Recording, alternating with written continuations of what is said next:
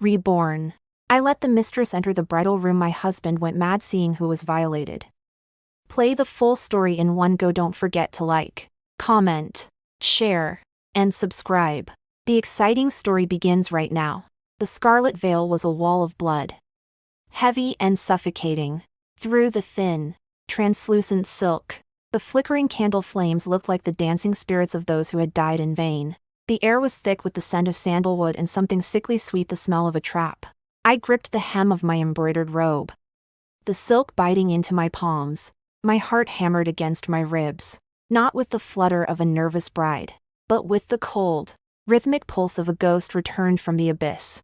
I was back to the night the Fan family ruined me, back to the moment before the wine touched my lips, before the lights went out, and before that beast Lai San was led into my bridal chamber by the very man who had just sworn to protect me for eternity. The door creaked open.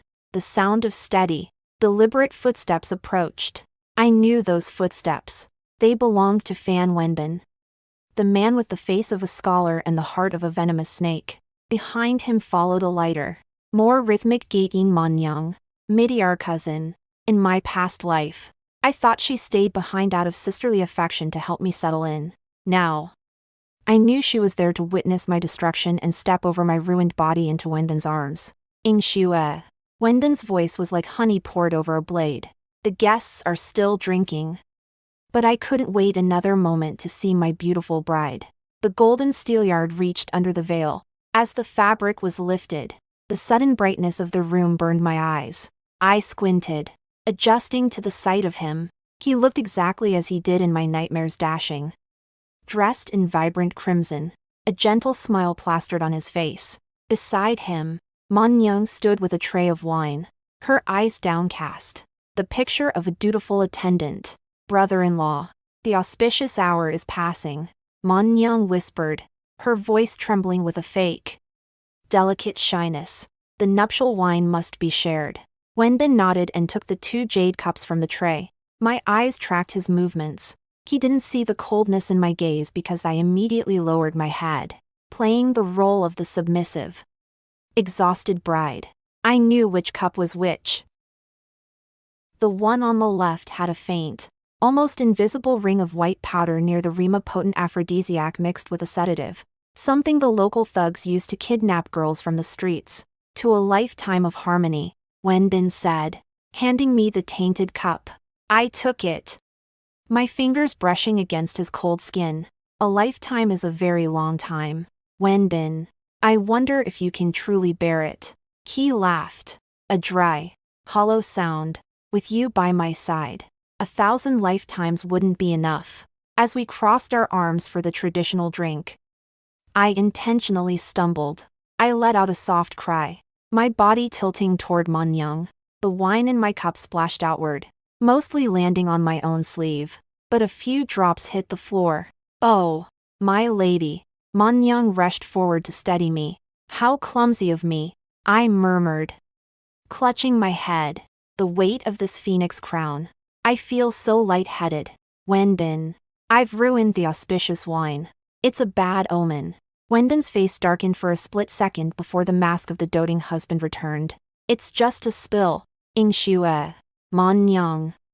Go fetch another cup from the side table, quickly. Manniang hurried to the side table where a small porcelain pot sat. This was the moment. As Wenbin turned his back to grab a silk handkerchief to wipe my sleeve, I moved with a speed born of desperation. I didn't just swap the cups. I took the small vial of spring breeze I had hidden in my palm, stolen from his study days before my death in the previous life, and emptied it into the cup Manniang was about to bring over. No, that wasn't enough. I swapped the entire tray's contents while his back was turned. When Manniang returned, she held the tray with trembling hands. She looked at Wenbin, a secret, fleeting glance of shared malice passing between them. She thought I was the lamb. She didn't know I was the butcher. Drink, Yingxue, Wenbin urged, his eyes burning with a dark anticipation. Once we finish this, I must go back out and toast the elders. I won't be long. I raised the cup, but then paused, looking at Manniang. Manniang has been with me all day. She hasn't had a drop of water. Cousin, since this is my second attempt at the auspicious wine.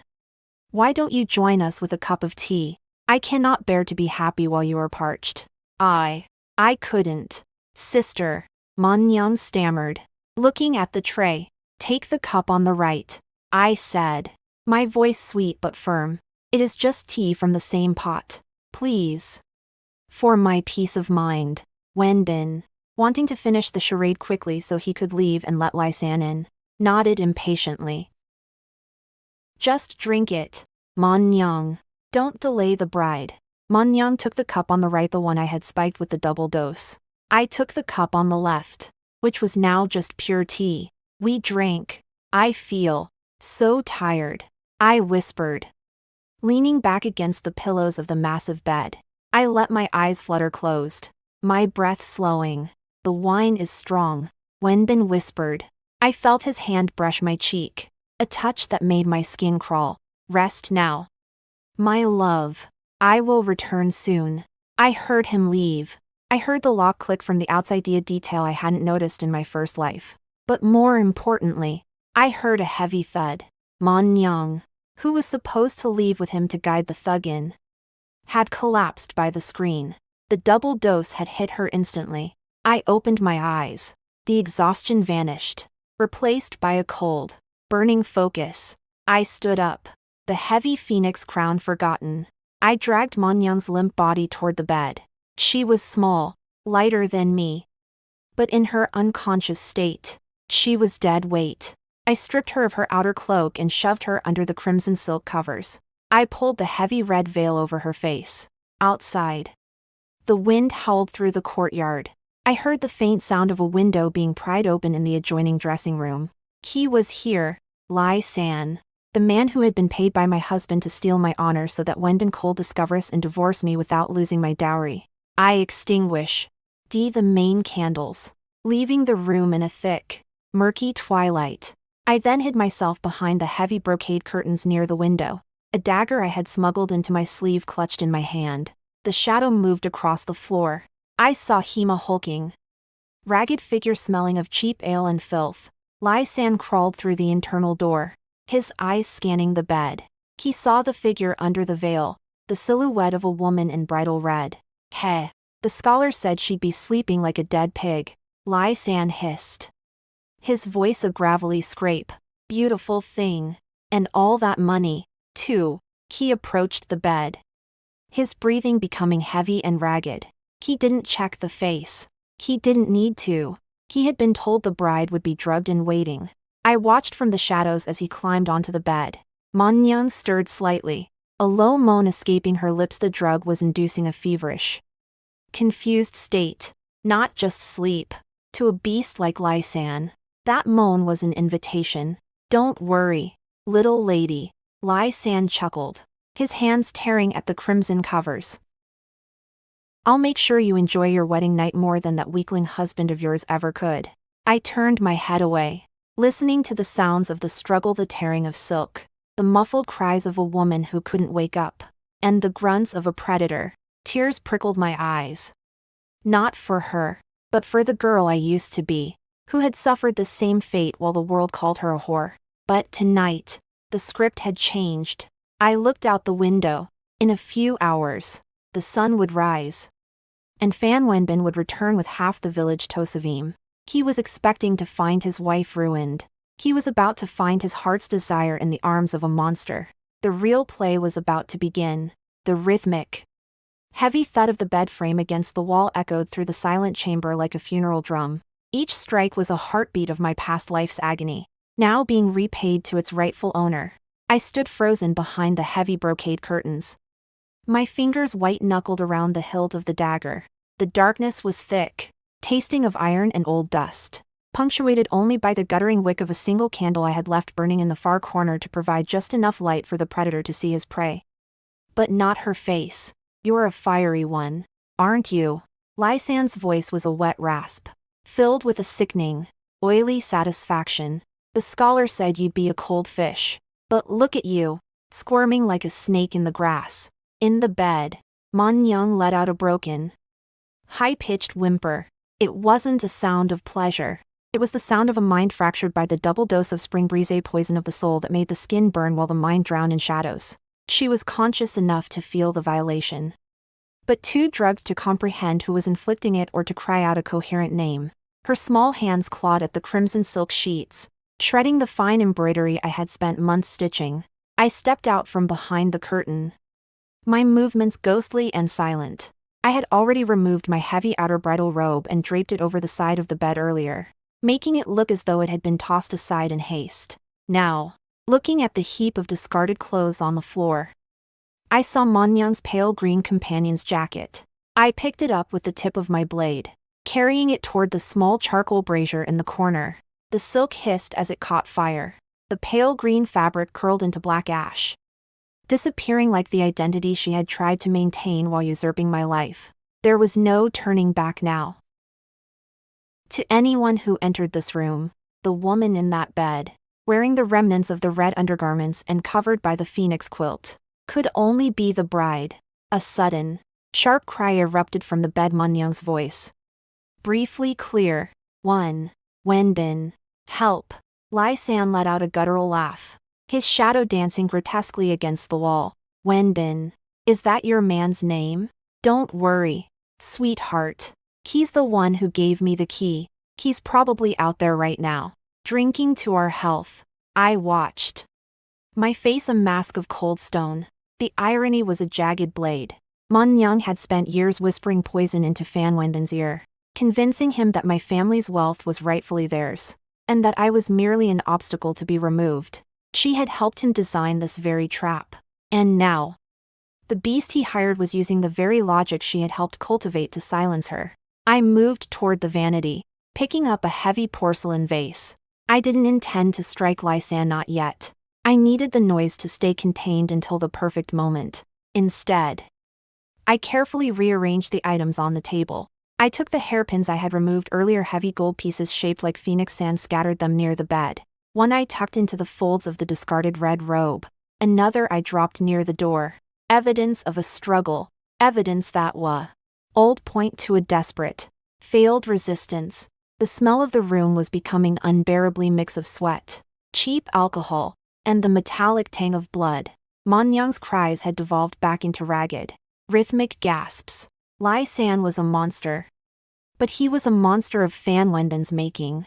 I felt no pity. Every time I looked at Manniang's flailing hand, I remembered the cold floor of the dungeon where I had died in my past life. My tongue cut out so I couldn't tell the truth, while she stood over me in my silk robes, smiling as she told me she was pregnant with Wenbin's heir.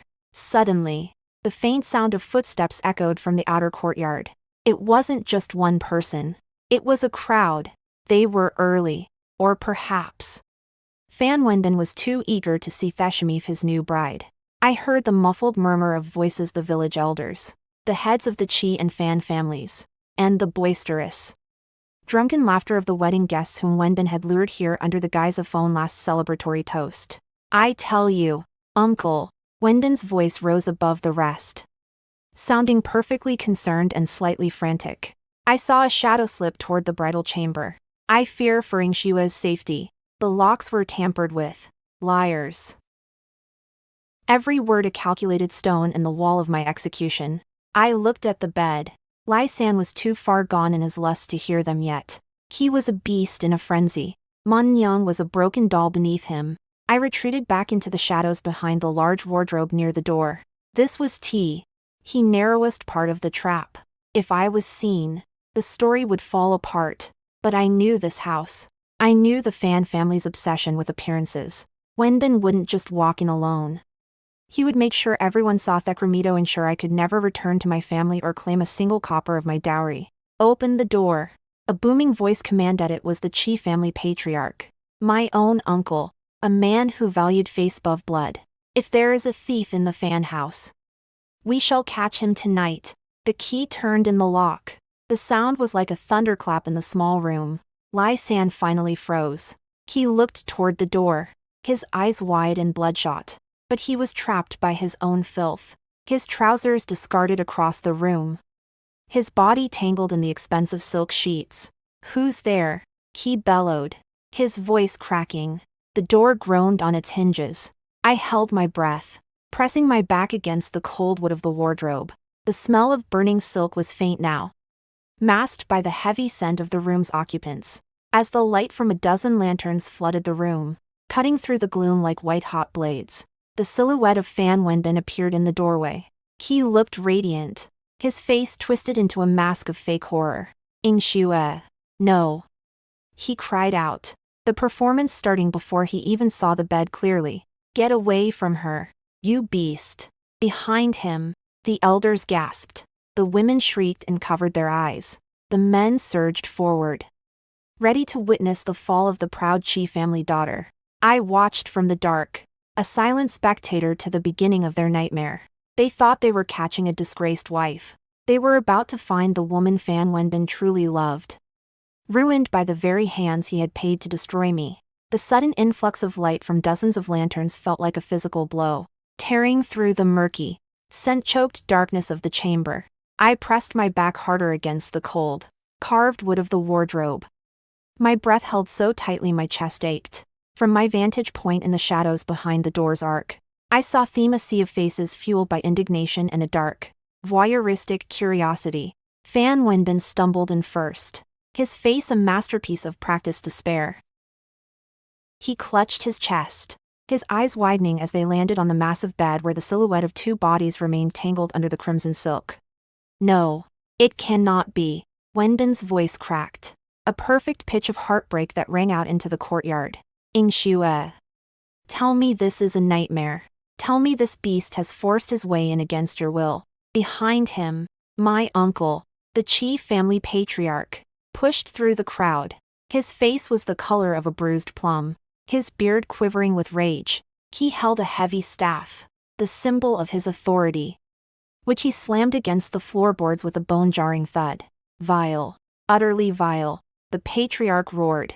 In the house of Fan, on the night of her union, a daughter of the Qi family brings such shame upon our ancestors. Guards, seize them. The room descended into a frenzied chaos. 3 sturdy family retainers rushed toward the bed.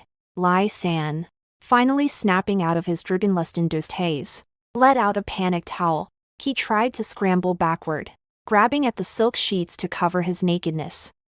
But his movements were clumsy, hindered by the very wine and powder Wenbin had provided. It wasn't me, the scholar. The scholar said it was allowed.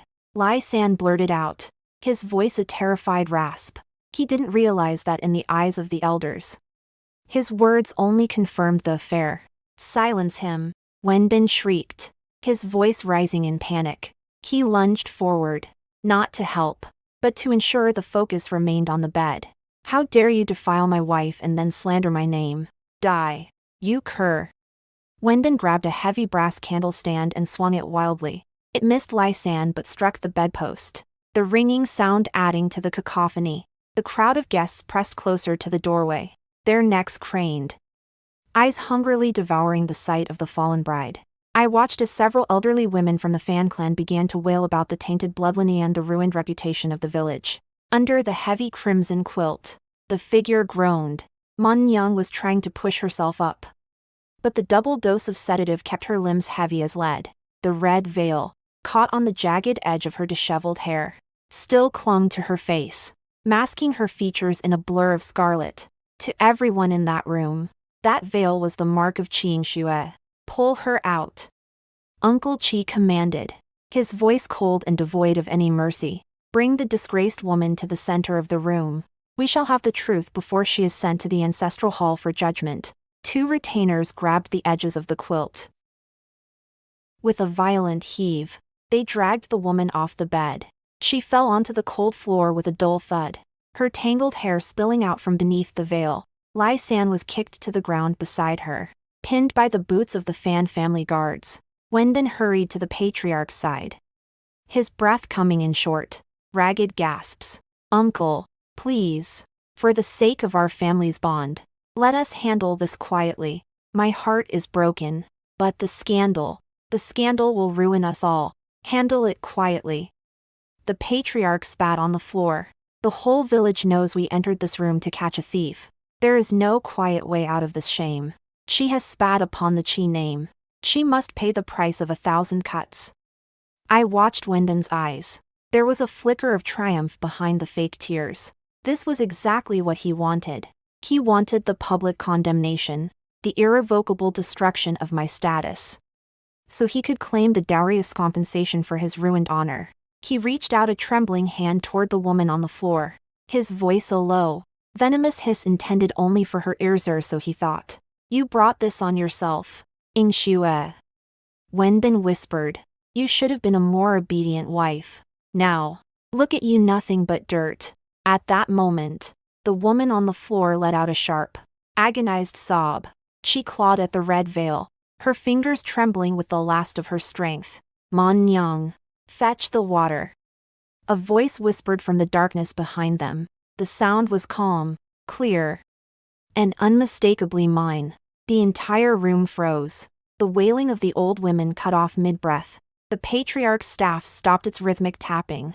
Fan Wenbin's head whipped around so fast I heard the vertebrae in his neck crack. I stepped out from behind the wardrobe, slowly, one hand adjusting the sleeve of my inner tunic, the other holding a small, silver water basin I had picked up from the side table. My hair was neat. My face was pale but composed, and I looked every bit the image of a confused, innocent bride who had just woken up in a nightmare. Wenbin. Uncle, I said, my voice trembling just enough to sound fragile. Why are you all in my chamber? And why is my maid lying on the floor in my wedding clothes?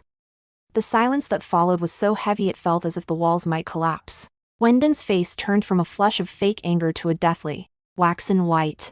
He looked at me, then at the woman on the floor, then back at me. His mouth opened and closed like a fish gasping for air.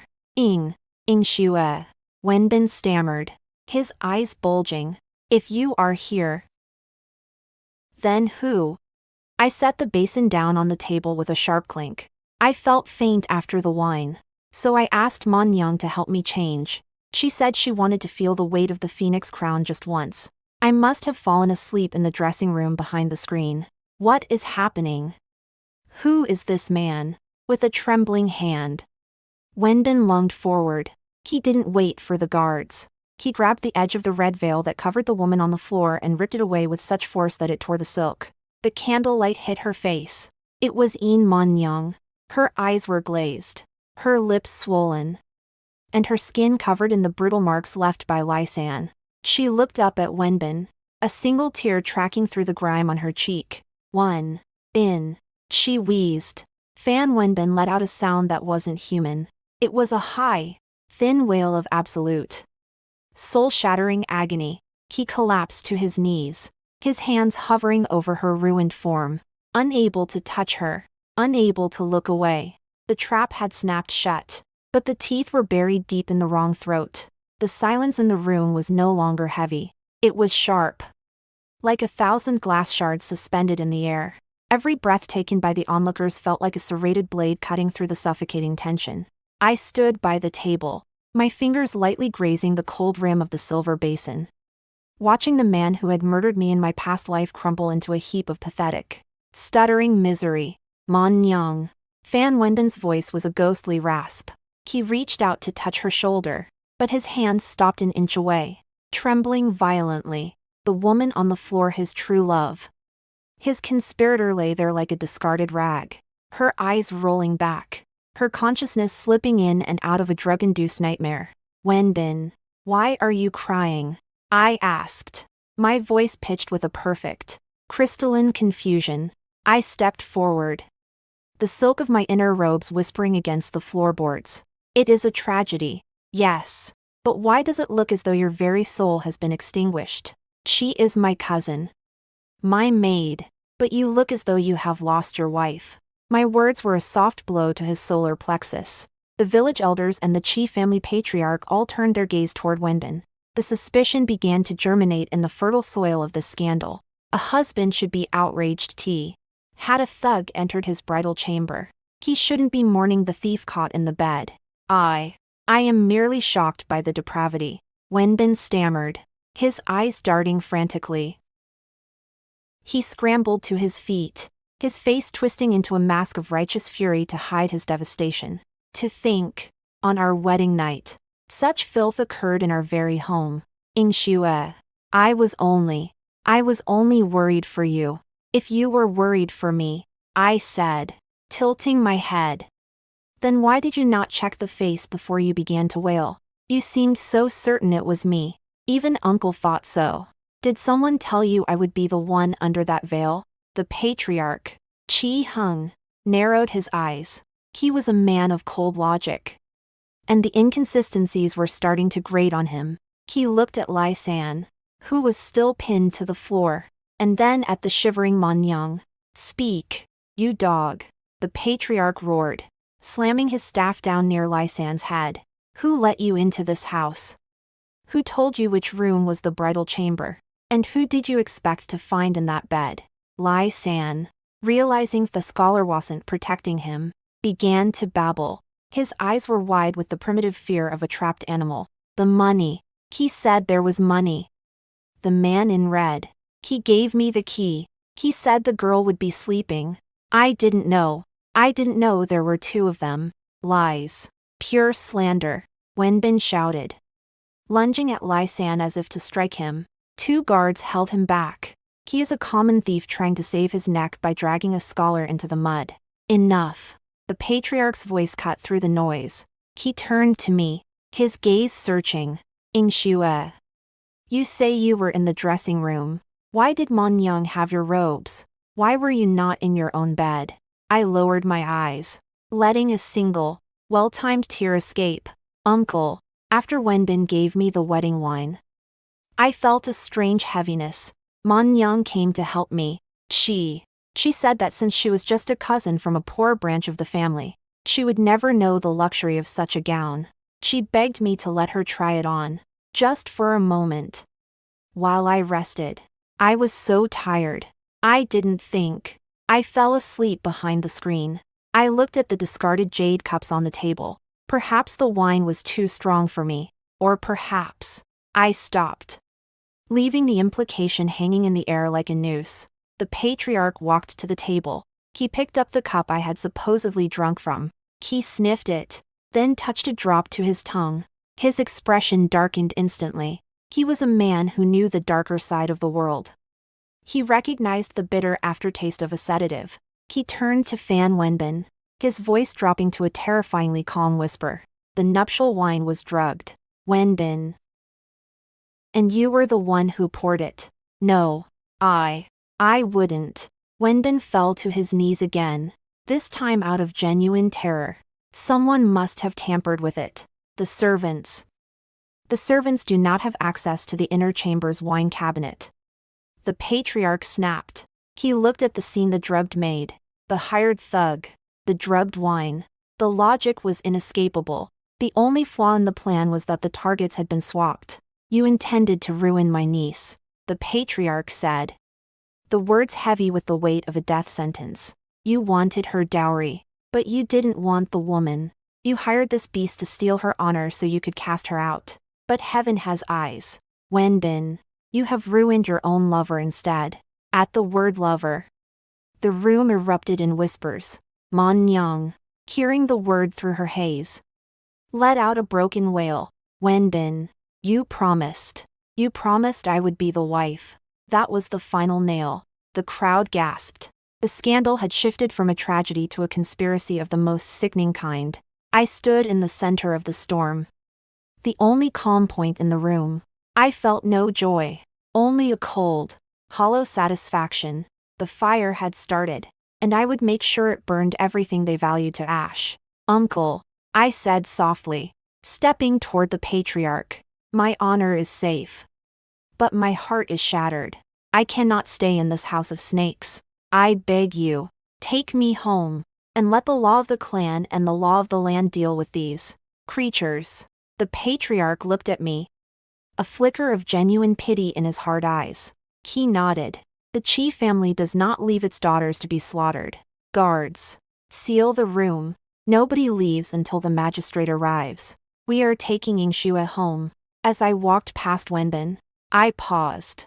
He looked up at me, his face a ruin of tears and snot, his eyes pleading for mercy. I leaned down, my lips close to his ear. and whispered a voice so low only the dying embers of his hope could hear it. This is only the first night, Wenbin. We have a long lifetime of harmony ahead of us. Just as you wished. I turned and walked out of the room, leaving the screaming, the crying, and the stench of betrayal behind me. The cool night air hit my face, and for the first time in 2 lifetimes, I could breathe. The courtyard of the Fan residence, which had been filled with joyous red lanterns only hours ago, now felt like a tomb illuminated by the flickering glare of judgment. As I walked out of the bridal chamber, supported by my 2 trusted elderly nurses who had arrived with the patriarch, the night air bit into my skin. Behind me, the muffled wails of Yin Manniang and the frantic, incoherent pleading of Fan Wenbin were abruptly cut off as the heavy oak doors were slammed shut and bolted by Qi family guards. Elder Qi, please, stay your hand. A voice, thin and strained with desperation, echoed from the moon gate. It was Fan Dazhou, Wenbin's father. He was scurrying toward us, his silk robes disheveled, his face a mask of sweating panic. He had been entertaining the prestigious guests in the front hall, oblivious to the disaster until the screams reached his ears. My patriarch, Qi Hung, didn't even turn his head. He kept his pace steady, his staff striking the stone tiles with the rhythm of an executioner's drum. There is no staying a hand that has already been bitten by a rabid cur. Fan Dazhou, your son has committed an atrocity that not even a decade of penance could wash away. It must be a misunderstanding. My Wenbin is a scholar, a man of character. Fan Dazhou reached us, gasping for breath, his eyes darting to me with a mix of resentment and forced supplication. Yingxue, child, speak for him. You 2 are wed now. Your fates are tied. If this scandal breaks, what will become of your reputation? I stopped walking and looked at him. I didn't cry. I didn't scream. I simply let my shoulders tremble slightly. The image of a woman whose world had been shattered. Reputation. Uncle Fan. My reputation was preserved by the grace of heaven and a dizzy spell, but the wine that was meant to ruin meth wine your son poured still sits on that table.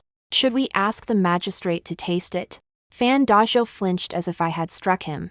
He knew exactly what was in that wine. He had likely paid for the spring breeze powder himself. We are taking the dowry, Qi Hung announced, his voice booming in the quiet courtyard. Every chest, every bolt of silk, every grain of gold. The marriage contract is voided by criminal intent. The Qi family does not leave its wealth in a den of thieves. You can't. Fan Dazhou cried out, his desperation finally overriding his decorum. The marriage was registered. The guests saw the ceremony. You cannot simply strip the Fan house of its assets. In my past life, this was where the trap would have held. Once the red veil was lifted and the shame was revealed, the Fan family would have used my infidelity to seize my dowry as compensation, leaving me to rot in their back courtyard or be sent to a nunnery. But the pieces on the board had changed. The assets do not belong to the Fan house, I said, my voice cold and clear. I reached into the hidden pocket of my inner sleeve and pulled out a heavy iron key tied with a red silk cord, the key to the dowry storehouse. I had switched it with the fake one Manniang thought she had stolen earlier, and the list is already in my patriarch's hands. Uncle Fan, would you like to explain to the gathered guests why there is a drugged maid in the bridal bed? Or should we just focus on moving the chests? The threat was implicit. Silence for the dowry. If they fought for the money, the scandal would be broadcast to the entire province, ending Wenbin's scholarly career and his father's local standing forever. Fan Dazhou looked at the locked chamber door, then at the stern faces of the Qi retainers, and finally at me. He saw no mercy in my eyes. He realized, with a sickening jolt, that the girl he thought was a sheep had led his entire family into a slaughterhouse. Open the storehouse, Fan Dazhou whispered, his shoulders slumping as if he had aged 20 years in a single breath. The next hour was a blur of calculated motion. My people moved with practiced efficiency, hauling out the heavy sandalwood chests, the gilded furniture, and the jars of grain that constituted my inheritance.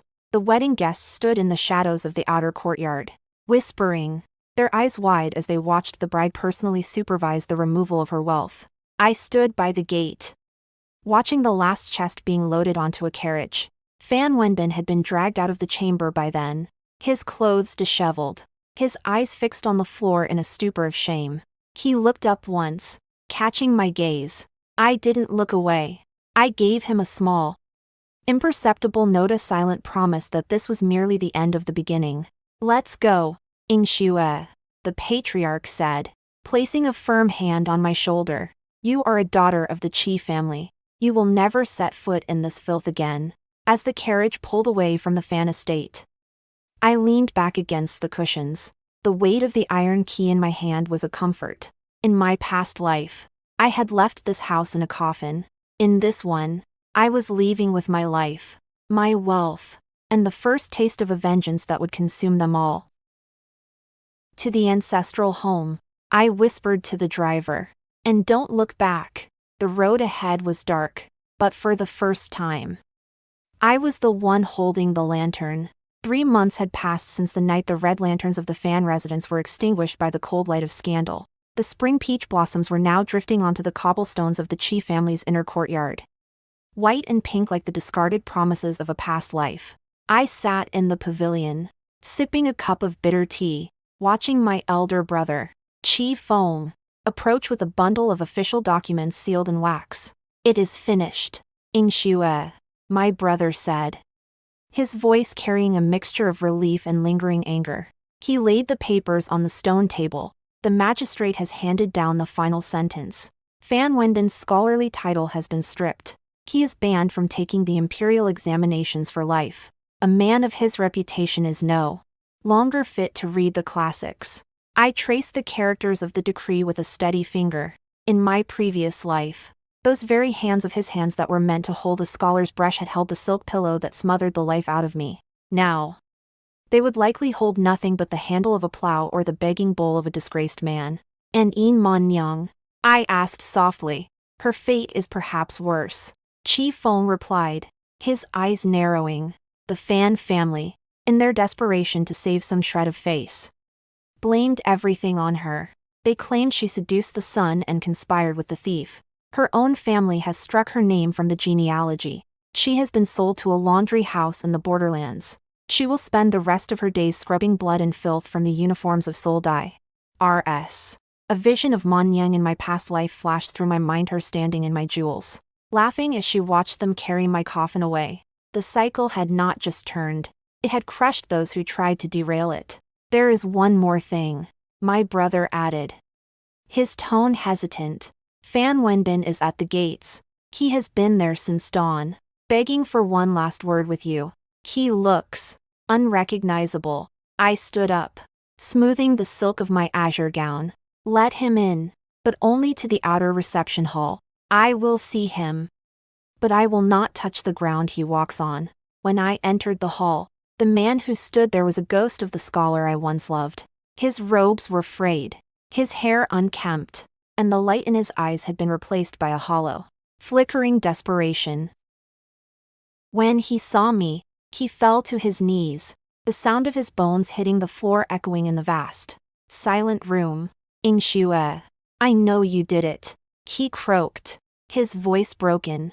The key, the wine, you knew all along. I looked down at him, my expression as impassive as a temple carving.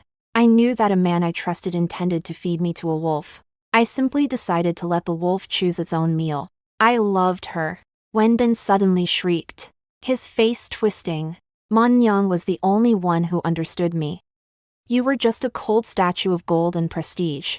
Because of you, she is gone. Everything is gone. You loved her so much that you let Lai San lay hands on her.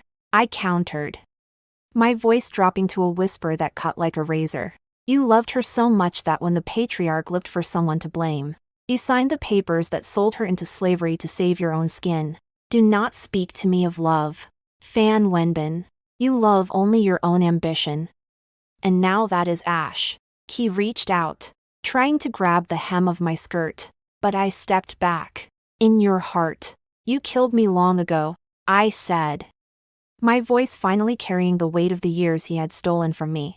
Consider this a mercy. You are alive to witness your own ruin. Every time you close your eyes, you will see Manniang's face behind that red veil. That is your cage. That is your eternity. I turned my back on him. Guards, escort this stranger out. If he returns, treat him as a trespasser. I walked back into the inner gardens, the sound of his sobbing fading behind the heavy doors. My brother was waiting for me near the koi pond. What now, Yingxue? He asked gently. You are free. The marriage is voided. The dowry is safe. But the world is small for a woman who has returned from the dead. I looked up at the vast, open sky. The clouds were moving fast, driven by a wind that smelled of distant rain and new beginnings. The world is only as small as we allow it to be. Brother, I said, a genuine smile finally touching my lips. I have my life. And I have my means. I think I shall travel south. I hear the tea mountains are beautiful this time of year, and the air is clear of the scent of incense and deceit. I reached out and caught a falling peach blossom in my palm. It was fragile, yet perfect. In my last life, I was a victim. In this one, I was the architect of my own salvation. The past was a shadow, and the shadow was gone. The story is now complete. Thank you for listening. Feel free to subscribe, like, share, and comment. Thank you.